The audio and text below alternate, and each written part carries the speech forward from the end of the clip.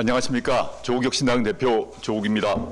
얼마 전 대장동 1심 판결 후 검찰이 항소를 포기하자 극우 보수 진영에서 맹비난이 나왔습니다. 대장동 일당의 범죄 수익 환수를 포기했다는 것입니다. 엊그제 국민의힘은 국정조사 및 대장동 범죄 수익 환수 특별법을 발의했습니다. 범죄 수익 환수 문제에 대해서 저는 오래전부터 소신을 갖고 대안을 제시한 바 있습니다. 2019년 법무부 장관 후보 시절부터 독립몰수제를 도입할 것을 제안했습니다. 현행법으로는 범죄 수익을 몰수하지 못하는 경우가 많습니다. 피고인이 사망하거나 해외로 도피하거나 소재가 불분명할 때입니다. 유죄 판결 선고 이후 드러난 범죄 수익도 손을 못 대는 경우가 많습니다. 그래서 전두환 같은 학살자가 전 재산이 29만 원 뿐이다 라고 버텨도 가족 명의로 빼돌린 범죄 수익을 환수하지 못했던 것 아닙니까? 대장동 사건의 경우 현행법에 따르면 피해자인 성남시가 민사소송을 통해 손해액을 환수해야 하는데 이 경우 소송 확정까지 오랜 시간이 걸립니다. 독립몰수제가 있으면 달라집니다.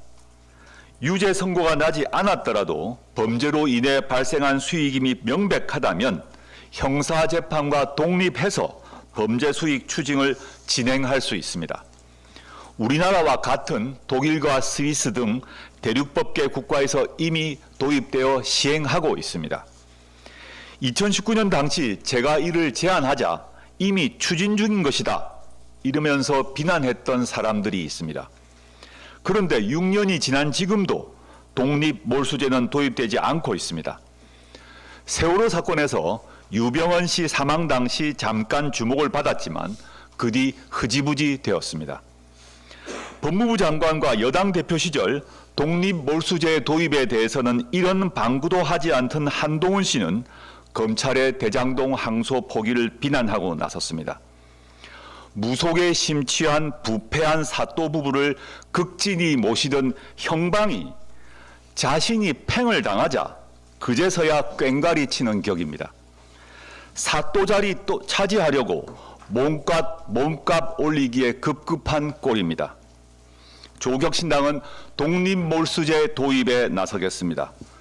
범죄수익 은닉규제법에 독립몰수 규정을 신설하고 피고인 사망, 해외 도피, 소재 불분명, 피의자 불특정 등에 적용하면 됩니다.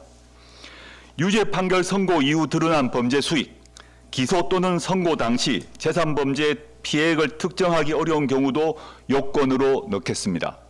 이 경우 형사재판과 별도로 대장동 일당의 범죄 수익 추징이 가능해집니다.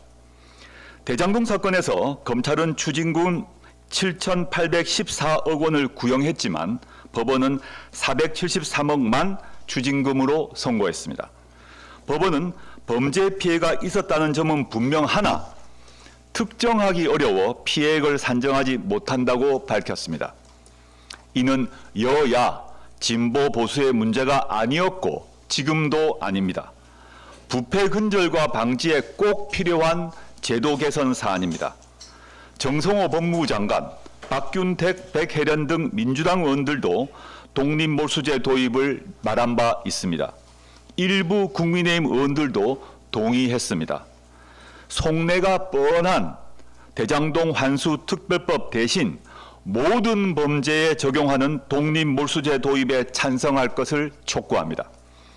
이 제도가 도입되면 캄보디아 납치 범죄단체, N번방 성착취물 사건 등 이런 흉폭한 범죄인들이 얻은 수익도 몰수할 수 있게 됩니다. 김건희 씨 집안의 범죄 수익을 국고로 환수하는 것도 더 효율적으로 진행할 수 있습니다. 법안 준비도 매우 간단합니다. 이번 12월 임시국회 내에 처리할 수도 있습니다.